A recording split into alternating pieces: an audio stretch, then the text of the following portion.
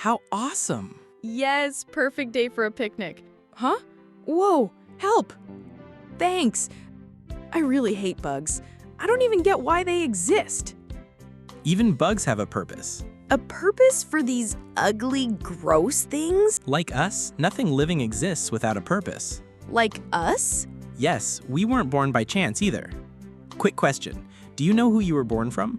Seriously? My parents, of course. Before you were born, That's me. there were your father and mother. Before your father and mother, there were your grandfather and grandmother. Before your grandfather and grandmother, there were your great-grandfather and great-grandmother. If we keep tracing all the way back, who's at the very beginning? There. The first man was Adam, and the first woman was Eve. Where did the first people come from? God created them so that they could have a family. God? But I was told that people evolved from monkeys. Okay, then where did monkeys come from? From... I know what you're thinking. There are people who believe that everything started from nothing by chance. Bang!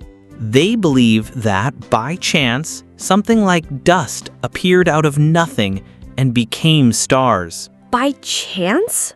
And out of all those stars, only the Earth has somehow acquired the perfect environment for life. They also believe that life arose from a non-living environment all by chance. They say the simple things evolved into more complicated things, like plants and animals, so they have close relationships with one another. Some are said to have stopped evolving at fish, and some evolved further to birds, monkeys, and so on, until now, humans. Apparently, they believe that these complicated functions developed by chance through evolution. Considering how complicated we developed, the next step for humans would be something like Superman or angels. Wait a minute. But would a long time effort lead to a new function? It's not like practicing enough would give us wings. Anyways, I learned that this was true in science class. These ideas about the beginning of the world, like evolution, are just opinion. Many scientists make hypotheses based on deductions and then hold these hypotheses to be facts. But not every scientist believes in the theory. Neither do I. Really? Then what do you believe? I believe the world began with the Creator. In other words, it started good and on purpose.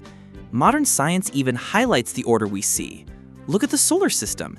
Everything moves with precise timing without crashing. Order like that points to a plan with a purpose, not pure chance. Look at Earth. There's harmony and interdependence everywhere. Look at the design we see in higher organisms. Same pattern, order and purpose. This kind of order is like a well-designed plan. It didn't pop up by chance for life to appear. It was there from the start, set by the Creator's purpose.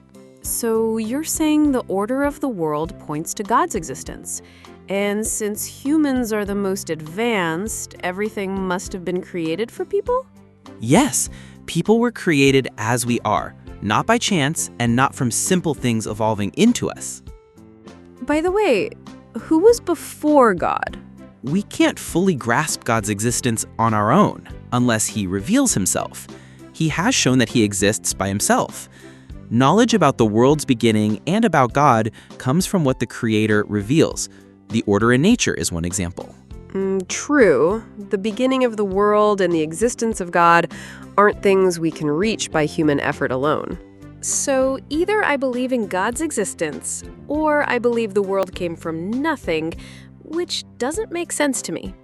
If you don't believe God created it, you're basically saying the world appeared on its own.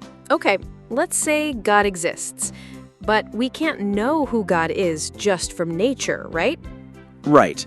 Nature shows order, but not God's name or our relationship with Him. That's why God left written records about the beginning and about us. Really? Where?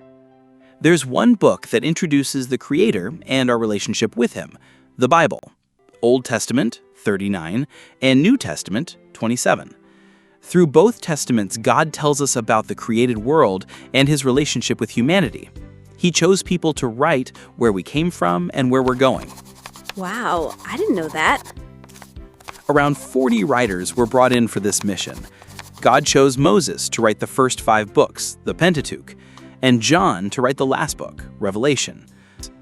The Bible's record covers about 1,400 to 1,600 years, showing God's plan through his work of redemption. Oh, that long? If it took that long and had that many authors, wouldn't it feel messy and disconnected? Not at all. God guided the whole process.